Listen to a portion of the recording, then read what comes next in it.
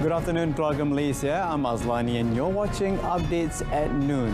Our top stories for today: Malaysians expected to journey home in next few days.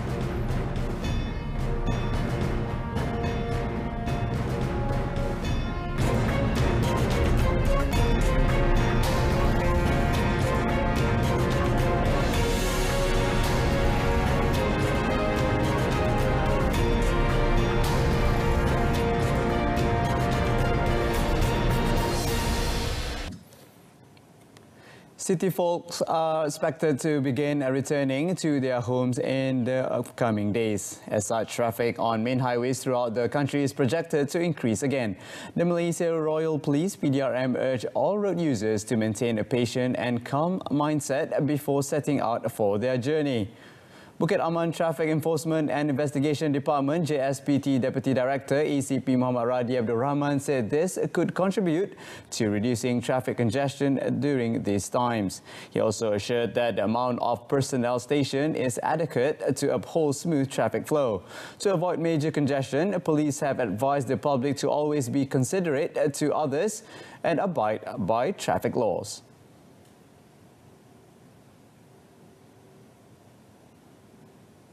Pihak PDRM menggesa kita merayu juga kepada semua pengguna lebuh raya yang akan pulang ke kampung, yang akan balik ke kota, ke rumah masing-masing supaya meningkatkan nilai murni semasa di jalan raya. Bertimbang rasa kepada pengguna-pengguna jalan raya dan juga misalnya kita cakap pengguna-pengguna lori, misalnya kenderaan yang besar, supaya bertimbang rasa kepada pengguna-pengguna yang berkenderaan kecil. Misalnya kita kata basikal, pejalan kaki dan motosikal. Jadi nilai-nilai murni bertimbang rasa ini akan dapat membantu kita dalam menyuraikan kesesakan. The number of residents in Pontian, Johor evacuated to temporary relief shelters (PPS) due to flash floods increased to 168 people from 31 families. The floods had dampened the Hari Raya Aidilfitri celebrations for some of the residents there, as the flood caused water to rise into their homes.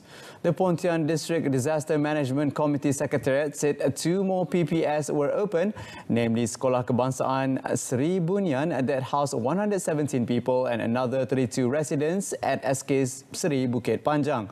According to the Secretariat, the first PPS was opened at SK Melayu Raya, which currently accommodates 19 people from 4 families. A total of 3 villages were affected in the district, including Kampung Sri Segambut, Kampung Jasa Sepakat and Kampung Bukit Panjang. 2 hours of heavy rain from 3:30 a.m. yesterday caused several houses in the district to be flooded. The Department of Environment, DOE, has issued an equipment operation detention order to a company suspected of causing the diesel odor pollution in Sungai Semenyih. Its Director General, Wan Abdul Latif Wan Jaafar, said the order was issued after an investigation was carried out on the premises along Sungai Semenyih, especially in the Beranang industrial area. Explaining further in a statement, Wan Abdul Latif said samples of a mixture of oil and water from the premises were also taken for further investigation. He said action under Section 25 of the Environmental Quality Act 1974 will be taken after obtaining the result of chemical analysis. According to Wan Abdul Latif, the premises representatives can be fined up to 100,000 ringgit or jailed a maximum of 5 years or both, and an additional fine of up to 1,000 ringgit per day for each day of the offence if found guilty.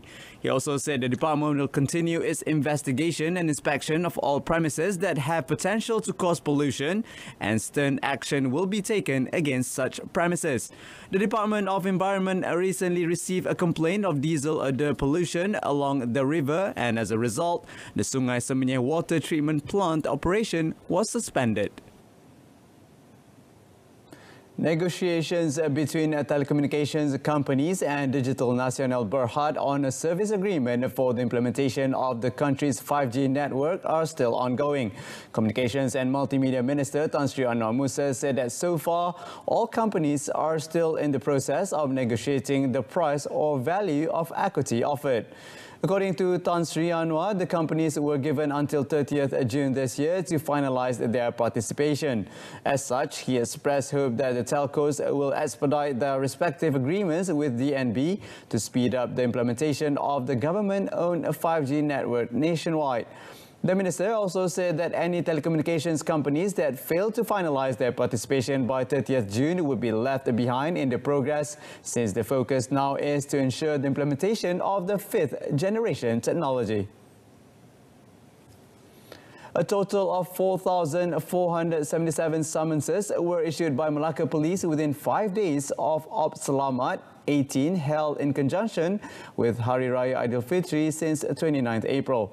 Malacca Traffic Investigation and Enforcement Department JSPT Chief Superintendent Amran Alias Muhammad Zaki Omar said of the total, 3,496 summonses were slapped on vehicles or posted to the motorists concerned.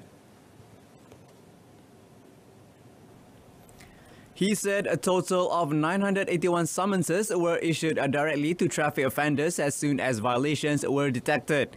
He further explained that Malacca Tengah issued the highest number with 3,691 summonses, followed by Jasin, 687 summonses, and Alor Gajah, 98 summonses.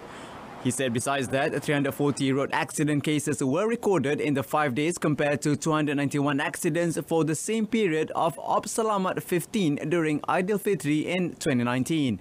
He added 2 fatal accidents were reported compared to 3 fatalities in the same period of the previous Op Selamat, with mostly motorcyclists involved. He also said Malacca Police would continue with the total enforcement approach with traffic dispersal on 12 roads identified as accident-prone in the state. According to him, there were 5 of such locations in Malacca Tengah, followed by 4 locations in Alor Gajah and 3 locations in Jasin. Di mana kemasukan aliran kenderaan melalui 3 pintu utama. 3 pintu utama tol, iaitu tol Aikro, tol Jasin dan tol Simpang 4 Alor Gajah, di mana menunjukkan jumlah sebanyak 263,977 kenderaan. Malaysians that will perform Hajj as the Muassasah pilgrims this year welcome the different rates of cost for 2 categories of people announced by the Lembaga Tabung Haji recently. Deputy Minister in the Prime Minister's Department for Religious Affairs, Dato' Ahmad Marzuq Syari, said most of the pilgrims described the revision of the cost as reasonable instead of a financial burden. Alhamdulillah, setelah kerajaan mengumumkan kaedah bayaran untuk B40 dan juga bukan B40, rakyat menyambut baik kerana peningkatan itu tidak membebankan mereka, kerana semenjak sekian lama tidak pernah ada peningkatan kos.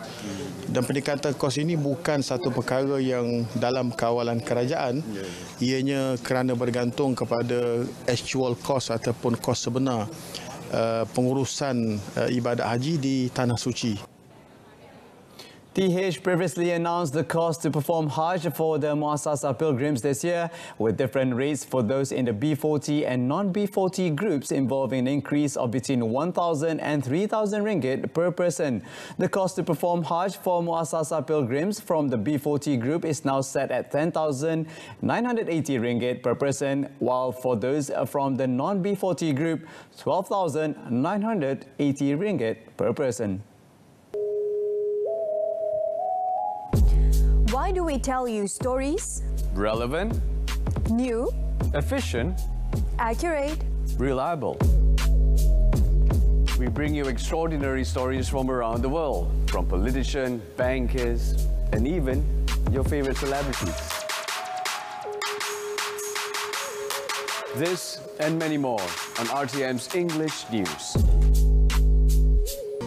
Eratkan jalinan silaturahim di hari Lebaran. Seluruh keluarga Malaysia dijemput hadir bagi meraihkan hari yang mulia ini bersama Yang Amat Berhormat Perdana Menteri dan anggota Jemaah Menteri di Majlis Rumah Terbuka Hari Raya Aidilfitri 2022 pada 8 Mei 2022 mulai pukul 10 pagi hingga 4 petang bertempat di Laman Sari, Kompleks Seri Perdana, Putrajaya. Semua yang hadir perlu mematuhi prosedur operasi standard SOP terkini semasa fasa peralihan ke endemik dan digalakkan memakai pelitup muka serta mengamalkan penjarakan fizikal. Perkhidmatan bas percuma ke majlis disediakan. Sila layari portal dan media sosial Jabatan Perdana Menteri untuk maklumat lanjut. Raya Keluarga Malaysia. Syawal diraih, nikmat disyukuri. Keluarga Malaysia.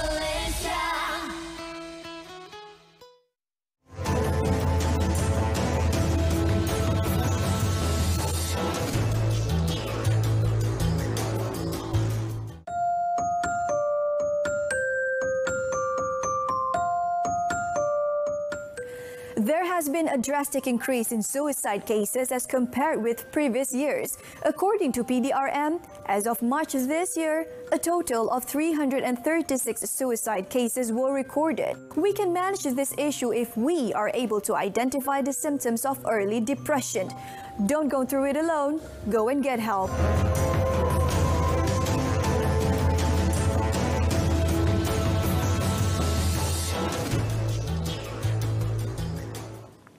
That wraps up today's updates at noon. In our top story, Malaysians expected to journey home in the next few days.